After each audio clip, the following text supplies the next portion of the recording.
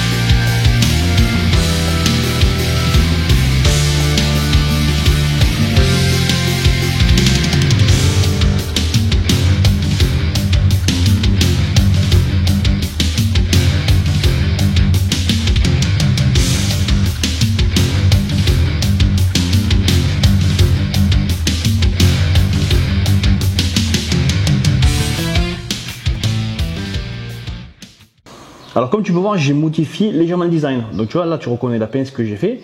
Et j'ai rajouté ici là un tube avec un fer plat qui passe dessous. Parce qu'au début j'avais essayé juste avec la pince, tu vois, juste avec la grenouille. Et bon, j'avais pas assez de grip. Et c'était vraiment dangereux. En plus, tu vois, s'il venait à se poser quelque part, la pince desserrée et puis la plaque tombait. Donc c'était vraiment très dangereux. Donc j'ai décidé de rajouter ce renvoi là, ici dessous. Et là franchement, c'est juste le top. La plaque elle est tenue, elle est stable. Comme la pince serre en haut, eh ben, ça ne bouge pas, c'est juste génialissime, voilà. Bon, tu vois, pour faire ce genre de choses, il vaut mieux être deux.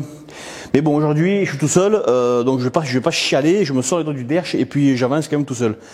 Le truc, c'est juste un peu plus long et ça me fait faire un aller-retour à chaque plaque. Mais bon, au moins, c'est bien, ça me fait maigrir.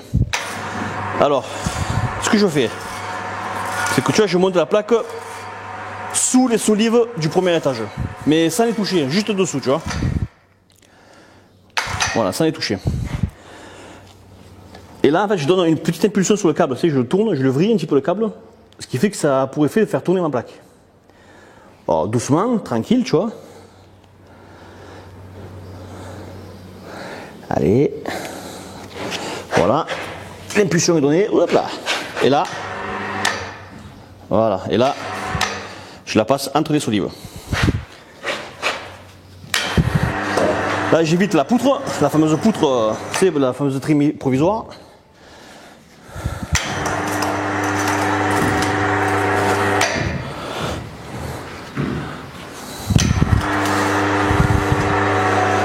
Et voilà, et là.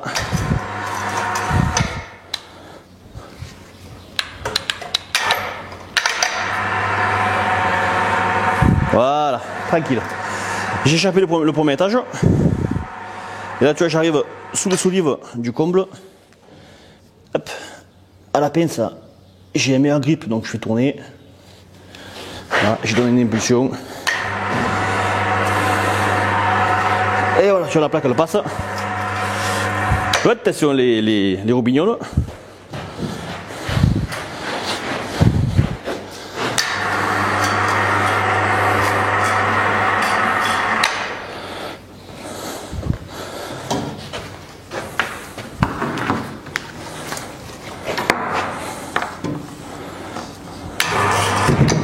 Et voilà.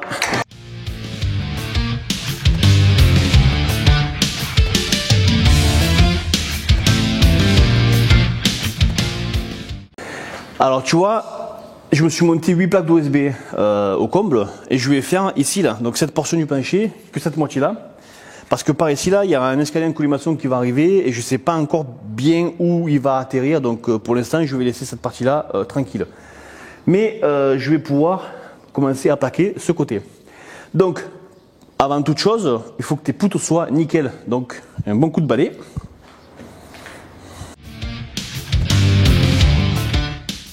Bon, tu vois, après avoir passé un coup de balai, on va s'occuper des clous. Parce que tu sais, il reste des clous de l'ancien plancher là. Donc tu vois, je prends un marteau de coureur. Et voilà, et je les retire. Alors tu vois, maintenant que les poutres sont balayées, déclouées, hop, je vais les aspirer. Alors je mets la brosse.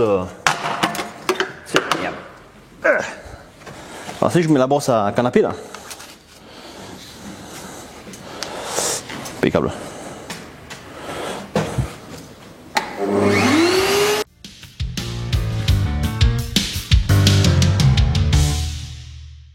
Bon tu vois, entre mes poutres et mon OSB, je vais mettre ça là. Donc c'est de la bande résiliente. Ça permet d'isoler phonétiquement les planchers des solives. Allez, c'est parti.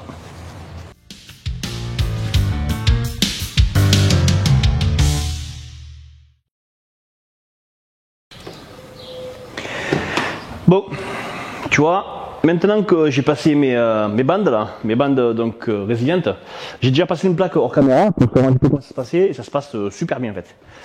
Alors le seul truc qu'il faut faire gaffe, c'est quand tu amènes ta plaque sur place, c'est de pas déchirer ta bande résiliente quoi.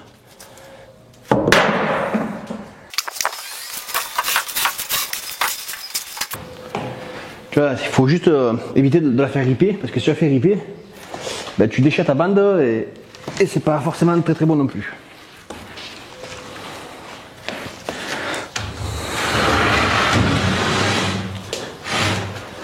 Donc là tu vois, je la fais ripper sur les poutres qui elles ne sont pas encore protégées.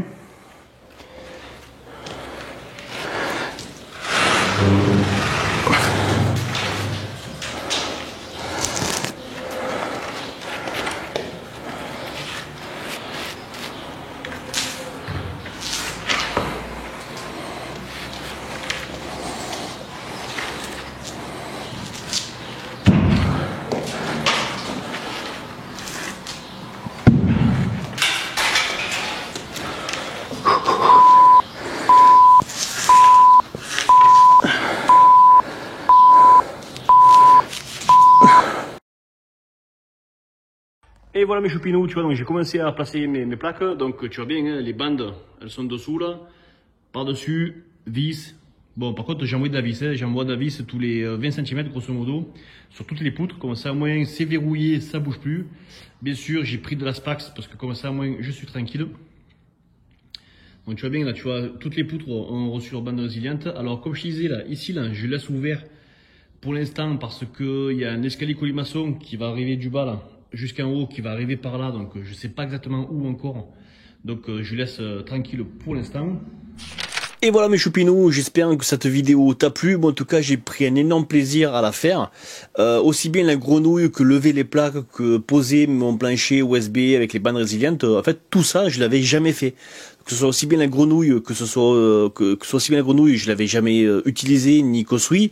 Les bandes résilientes et les parquets et les planchers, donc j'ai jamais fait ça de ma vie. Donc je connaissais la théorie, je me suis pas mal documenté, j'ai regardé des vidéos des copains, etc. Mais entre se renseigner, se documenter et le faire vraiment soi-même, c'est quand même deux choses différentes. Je suis super content, je suis super fier de comment ça ressort. Voilà, donc si tu as aimé la vidéo, pense à liker et la partager sur tes réseaux si le cas t'en dit, bien sûr, à t'abonner si c'est pas déjà fait.